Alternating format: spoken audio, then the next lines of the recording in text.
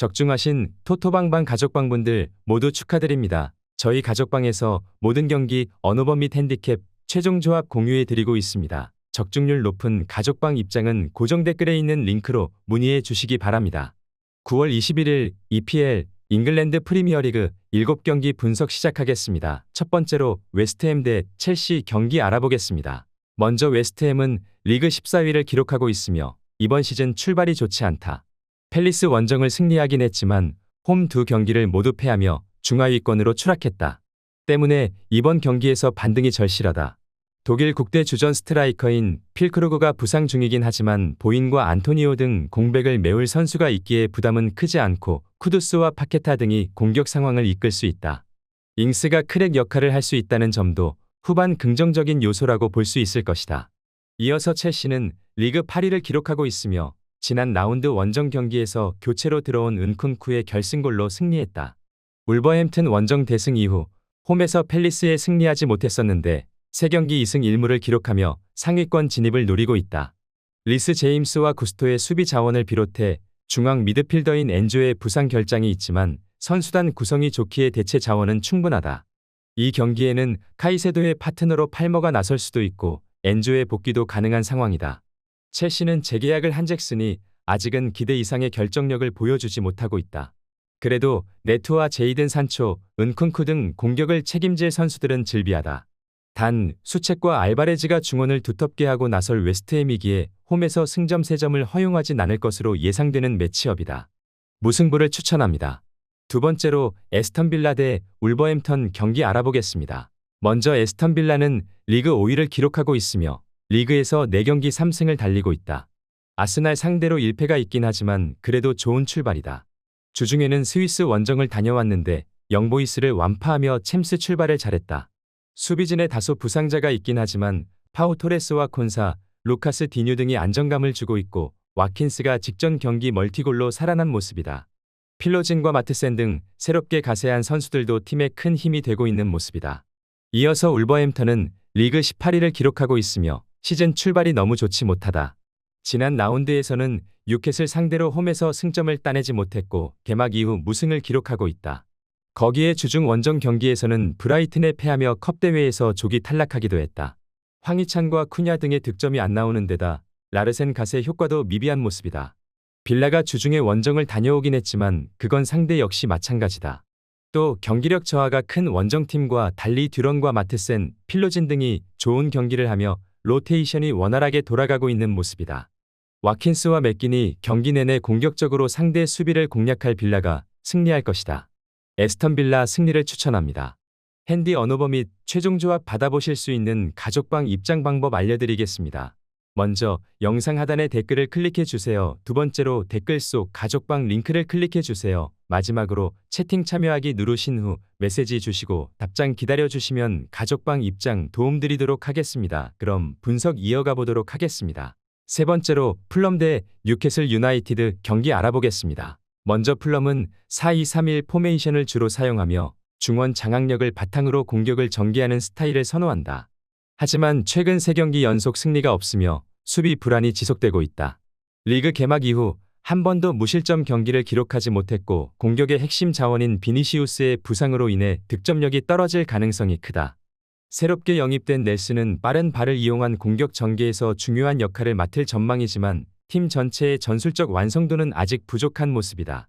이어서 뉴캐슬은 4-3-3 포메이션을 활용하며 빠른 측면 자원을 통해 상대를 공략하는 전략을 구사한다.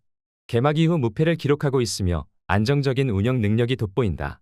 공격의 핵심인 이삭과 윌슨의 출전이 불투명하지만 반스와 고든의 활약으로 공격에서의 위협은 여전하다. 최근 3경기에서 2골 1도움을 기록한 반스는 풀럼의 수비를 공략할 수 있는 주요 자원으로 기대되며 상대적으로 충분한 휴식을 취한 뉴캐슬은 경기에서 체력적 우위를 점할 가능성이 크다. 이번 매치업은 뉴캐슬이 전반적으로 전력 우위를 보이며 풀럼의 불안정한 수비와 결정력 부족을 공략할 가능성이 커 보인다. 뉴캐슬의 측면 공격과 안정된 수비를 고려할 때 뉴캐슬의 승리가 유력하다고 본다. 뉴캐슬 유나이티드 승리를 추천합니다. 네 번째로 레스터시티 대 에버턴 경기 알아보겠습니다. 먼저 레스터시티는 크리스탈 팰리스와의 경기에서 2골을 먼저 넣고도 리드를 지키지 못하며 무승부를 기록했다. 다카의 부재로 인해 공격 전개에서 날카로움이 부족하며 제이미 바디가 대체하고 있으나 그의 속도와 체력 저하가 눈에 띈다. 새롭게 영입된 에두아르의 빠른 발과 침투 능력이 기대되지만 베스터고르드의 부재로 수비 불안이 여전하다.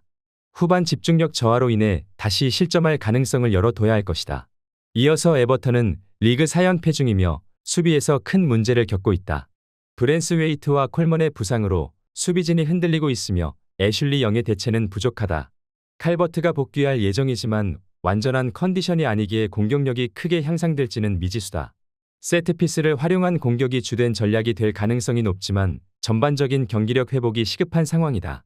레스터시티가 홈에서 우세를 점할 가능성이 커 보이는 매치업이다. 다카의 부재에도 불구하고 에두아르의 활약이 기대되며 에버턴의 수비 불안이 경기에서 큰 변수로 작용할 것으로 보인다. 양팀 모두 수비 문제를 겪고 있기에 난전이 예상되는 매치업이다. 레스터시티 승리를 추천합니다. 핸디 언어버 및 최종 조합 받아보실 수 있는 가족방 입장 방법 알려드리겠습니다. 먼저 영상 하단의 댓글을 클릭해 주세요. 두 번째로 댓글 속 가족방 링크를 클릭해 주세요. 마지막으로 채팅 참여하기 누르신 후 메시지 주시고 답장 기다려 주시면 가족방 입장 도움드리도록 하겠습니다. 그럼 분석 이어가 보도록 하겠습니다. 다섯 번째로 리버풀 대 본머스 경기 알아보겠습니다. 먼저 리버풀은 밀란과의 경기에서 승리하며 좋은 흐름을 이어가고 있다. 살라와 디아즈가 공격을 이끌고 있으며 특히 아놀드와 로버트슨의 오버래핑이 본머스의 측면을 공략하는 데 효과적일 것이다. 메갈리스터와 소보슬라이는 중원에서 창의적인 움직임을 보여주고 있으며 리버풀의 공격 전개에 큰 기여를 하고 있다. 리버풀은 본머스의 수비 약점을 집중 공략할 것으로 보인다. 이어서 본머스는 수비에서 불안한 모습을 보이지만 에바닐손이 꾸준한 득점력을 보여주고 있다. 이외에도 세메뇨와 클루이베르트 등 이선 자원들이 득세 중이다. 비록 측면 수비의 약점이 리버풀의 전환 공격에 노출될 가능성이 크기에 밸런스를 잃을 가능성이 높은데 득점 가능성은 필히 열어두어야 할 것으로 본다. 중원에서는 크리스티와 쿡의 압박 저항력이 부족해 리버풀의 미드필드 라인을 제어하는 데 어려움을 겪을 것으로 보인다. 수비진은 보다 수비적인 위치에서 경기를 운영해야 할 것으로 보인다.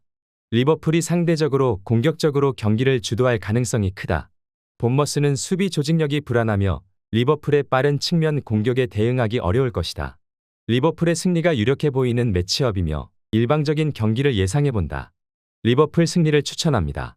여섯 번째로 사우샘프턴 대 입스위치 경기 알아보겠습니다. 먼저 사우샘프턴은 최근 EFL컵에서 에버턴을 꺾으며 잠시 반등했으나 리그에서는 4연패로 고전하고 있다. 리그 4경기에서 단 1득점에 그친 공격력 부재가 문제다. 주전 선수들의 부상도 전력에 큰 타격을 주고 있다. 스티븐스의 징계로 수비가 불안하고 중원의 스몰본의 부재 역시 팀 전술에 어려움을 준다. 점유율은 가져가지만 실속 없는 공격 전개와 수비 실수가 잦은 상황이다. 이어서 입스위치는 최근 2경기 연속 무승부로 분위기를 다소 회복했다.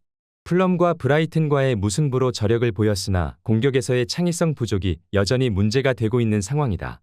리그 4경기에서 단 2득점에 그쳤고 특히 원정 경기에서 효율이 급감할 가능성이 있다. 수비적으로 안정된 모습을 보이지만 울프랜든과 브로드헤드의 결장 가능성으로 전력 누수가 우려된다. 실리 축구로 승점 1점을 목표로 할 수 있는 상황이다.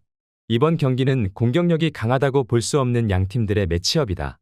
사우샘프턴은 부상자와 결장자가 많아 힘든 경기를 할 가능성이 높고 입스위치 역시 득점력 부족으로 인해 승점 1점에 만족할 수 있다. 무승부를 추천합니다. 핸디 언어버 및 최종 조합 받아보실 수 있는 가족방 입장 방법 알려드리겠습니다. 먼저 영상 하단의 댓글을 클릭해 주세요. 두 번째로 댓글 속 가족방 링크를 클릭해 주세요. 마지막으로 채팅 참여하기 누르신 후 메시지 주시고 답장 기다려 주시면 가족방 입장 도움드리도록 하겠습니다. 그럼 분석 이어가 보도록 하겠습니다. 일곱 번째로 토트넘 대 브렌트포드 경기 알아보겠습니다. 먼저 토트넘은 4-2-3-1 포메이션을 선호하며 손흥민과 메디슨, 솔랑케를 중심으로 공격을 전개한다. 포스테코글루 감독은 하프 스페이스를 활용한 측면 전술을 사용하지만 포로와 우도기에 의존해 측면 공격의 효율성이 떨어지는 모습이다. 반더벤과 로메로가 수비 라인을 지키며 브렌트포드의 속공을 막을 수 있을 것으로 보인다. 이어서 브렌트포드는 3-4-3 포메이션을 활용해 담스고로와 루이스 포터, 음부에모를 중심으로 역습을 전개한다. 위사와 티아고의 부재로 인해 샤데가 대체 출전할 가능성이 높다. 프랭크 감독은 콜린스와 피녹 반덴 베르로 구성된 수비진을 활용해 토트넘의 공격을 막을 계획일 것으로 보인다. 토트넘이 상대적으로 경기를 주도할 수 있을 것으로 보이지만 브렌트포드의 밀집 수비를 쉽게 뚫어내기엔 어려움이 따를 것이다. 브렌트포드도 주전 공격 자원의 부재로 인해 역습에서 효과적인 마무리를 하기 어려운 상황이기에 접전이 예상된다. 무승부를 추천합니다.